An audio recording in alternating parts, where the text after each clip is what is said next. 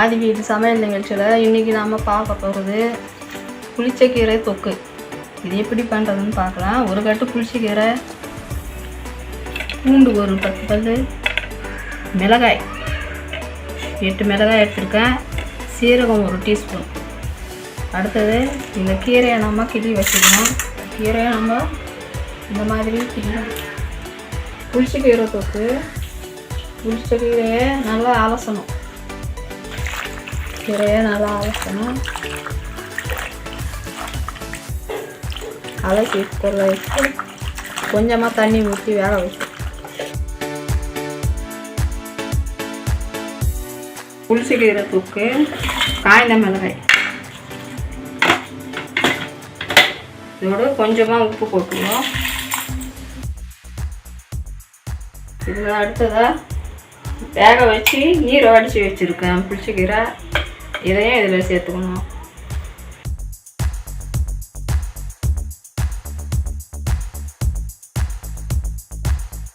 ஐம்பது gram refined oil ஊற்று,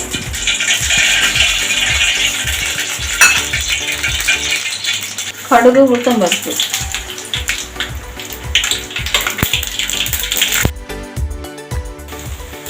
மிளகாயை அதுவும் சேர்த்துக்கிட்டோம். நல்லா வதக்கிட்டோம்.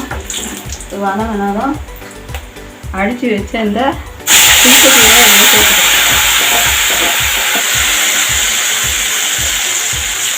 தண்ணி சேர்க்கக்கூடாது, இது அப்படியே நல்லா கண்டணும்.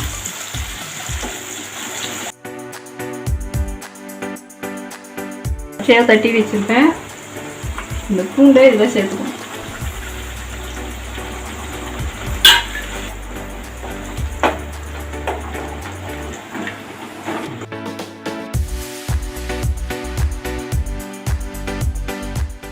எண்ணெயை கொஞ்சம் கூட ஊற்றிக்கலாம்.